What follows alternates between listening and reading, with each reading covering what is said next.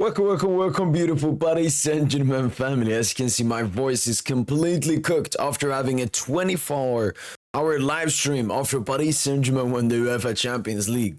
We're here to react to what the Champions League just dropped. We have the Champions League team of the season, including the best player of the Champions League and the best young player of the Champions League. Paris Saint-Germain were obviously the Champions League victorious, that we know of. First thing first. Ousmane Dembélé wins Player of the Season 2024-2025. Very happy. Completely deserved for Ousmane Dembélé. Obviously, a lot of people are crying about Rafinha. Funny how they're not crying about Yamal. Wasn't it Yamal Ballon d'Or? But now Rafinha used... I don't get it. I thought Yamal was going to win the Ballon d'Or. But Barca fans just been saying Rafinha. And look, for me, the thing about Rafinha and Dembele is this. Rafinha, when you look at majority of GA and so on, group stage. Dembele, or you say decisiveness, Rafinha was mostly group stage. Dembele, it was mostly knockout stages. Knockout stages has a way higher worth than the group stage. So it's unfortunate. Plus, Dembele, Dembele actually broke a record. He became one of the only 3 players to get a GA in both quarterfinals, both semifinals, and the Champions League final. Only Ricardo Kaká in 07-08 and Neymar Jr. in 14-15 have done that before. Ousmane Dembélé, I'm so proud because this, it just goes along the pathway of Ballon d'Or. You get the UEFA Player of the Year, then you get this, and then you get that, then you get he's already won League and Player of the Season as well, and then we're coming for that Ballon d'Or, baby. It's completely deserved. Ousmane Dembélé was the best player in the UEFA Champions League this season, was our best and most crucial player to win the Champions League this season, and is obviously the deserved winner. Moving on to Young Player of the Season, I think here maybe some eyebrows can be roused, and that's Désiré Doué. Désiré Doué for Paris Saint-Germain. So, obviously the main competition for him is Lamine Yamal, and the thing with Désiré Doué, obviously, a lot of it has to do with the Champions League final. Désiré Doué in the group stage, I don't remember. Obviously, he played the Arsenal game, wasn't that good. But I remember him from Salzburg. He was good in that game, got a goal in that game. Potentially even his first Paris Saint-Germain goal in that Salzburg game. Was good that game. Then City, he was good in that game too. Obviously, hit the crossbar that led to the Barcola goal and had the overall good game. Away at Brest, beautiful assist to Barcola early on and so on. A lot of people are trying to make it out like it's been this final only. No. Désiré Doué has 10 GA this season. That's 2 more than Lamine Yamal this season in the UEFA Champions League. So it's not just the Champions League final. And then when it comes to the knockout stages, he was good versus Brest. He was good versus Liverpool. He was really good versus Villa. And then decent versus Arsenal. But then in the Champions League final, Désiré Doué had 3 GA. No player in football history in the Champions League has had 3 GA in the UCL before. No single player has had that before. Not a single player has had that before. Désiré Doué already has more GA than Messi in the UCL final. Désiré Doué becomes the 3rd youngest player to score in the UEFA Champions League final. Désiré Doué becomes the youngest player to score a brace in the UEFA Champions League final. Désiré Doué becomes the youngest man of the match in the UEFA Champions League final. So, yes, he had a good tournament, more GA than Yamal, and performed exception in the Champions League final, And just like Yamal, it was like he was having a good Champions League campaign. Then, the interleg came and, oh my God, Yamal, Ballon d'Or, all of that. But now, Doué is doing the same thing and Barca fans are crying. Oh my God, it's only one game. What the fuck, what are you guys doing? So, it's a bunch of crying when it comes to Désiré Doué, when it comes to Rafinha, Dembélé, because it nearly feels like we've beaten Barca in the Champions League final. It doesn't feel like we've beaten Inter. Because the only people I've seen crying on the timeline is Barca fans. They just cannot accept the reality. They're not in the Champions League final. They're blaming it on the referee. They're now mad at Inter for losing 5-0 in the UCL final. Well, you lost to them.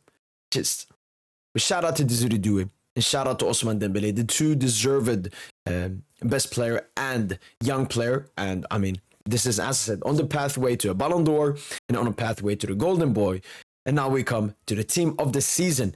Right here in front of us. Gianluigi Donnarumma in goal. Obviously him. Clear. We don't have to discuss more regarding Gianluigi Donnarumma. Achraf Hakimi is the right back. Clear. We don't have to discuss anything about that. Nuno Mendes left back. Clear. We don't have to discuss anything about that. Centre backs, I would actually put Bastoni and Pacho. I mean, that's been clear. Pacho's been better than Marquinhos this season. Marquinhos, he had a good final, and he was the captain, so they gave him a little bit of PR. But I think it should be Pacho Bastoni at the back.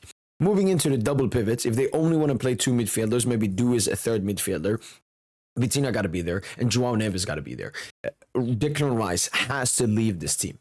It's that simple. Declan Rice has to leave this team.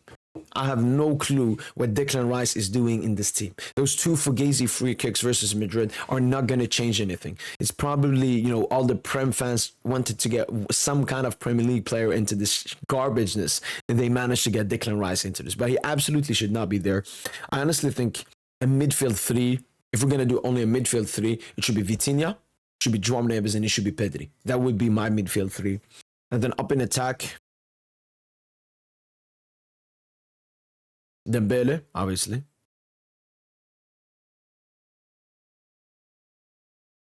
Rafinha. And the last one is basically between Yamal, Due, and Khvicha Kvaratskhelia. I want to put Khvicha, but what Due did in the final, it's the Champions League final. That's one thing a lot of people are not understanding. People are saying it's one game. It's the Champions League final. Are you serious?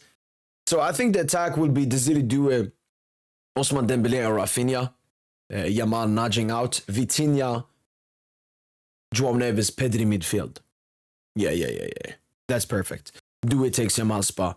Then was Rafinha up in attack. And, I'm very happy. Very happy. Paris Saint-Germain finally getting what we deserve. We've had so many great players performing really great, but they never get the recognition because, I don't know, football has made it to get the recognition, you got to win the UCL. And look at us now. Look at the PR. Look at the PRness, baby. Dembele, best player. Due, best young player. And then 6 Paris Saint-Germain players in the team of the tournament. I will take. We could have been better, but I'm very happy with this. I will not be too greedy. I'm very happy with the lineup we got here in the team of the season for Paris Saint-Germain. Vitinha, obviously, I believe he's the only player that made both lineups. He made the lineup last year and made the lineup this year. And we have to say Vitinha is the best midfielder in the world, in my opinion. Pedri, go to the side. Dembuz, Hakimi. I mean, it's a beautiful lineup. It's an absolutely stunning, apart from Rice, man. That's the most disgusting part of this lineup. But no, it feels very great, finally getting the recognition, getting the prop after obviously winning the Champions League final. And yeah, got 4 days to go. Then it's the Club World Cup, the Nations League.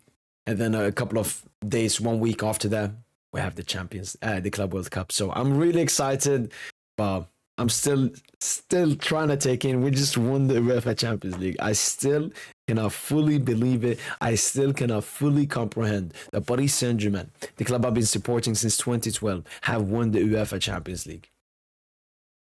So proud of this team. So proud of every single player. So proud of Luis Enrique, Luis Campos, Nasser Khalifi, all the staff, all the people that have been part of this journey, all the fans, all the supporters of Paris Saint-Germain, they've been there in thick and thin, in tough and in good times.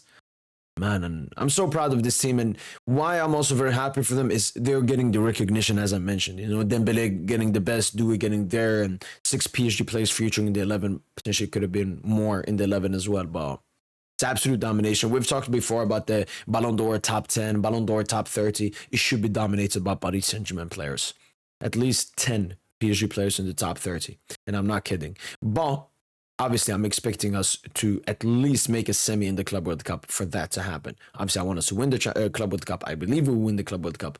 But at least semi, including the UCL run we had in 5-0 and the other PR the players have, we should be able to get at least 10 players into that Ballon d'Or. But yeah, feels great. Shout out to Desiree Due. Shout out to Ousmane Dembele. Shout out to Donnarumma, shout out to Achraf Hakimi, shout out to Nuno Mendes, shout out to Marquinhos El Capitão, shout out to Vitor Ferreira, Khvicha, Fabian Ruiz, Pacho, Joao Neves. It's a beautiful team. And yeah, that's me from boy PSGINT. Let me know in the comments down below who should have won Best Player of the Year and who should have won Best Young Player of the Year. And as usual, allez, bye.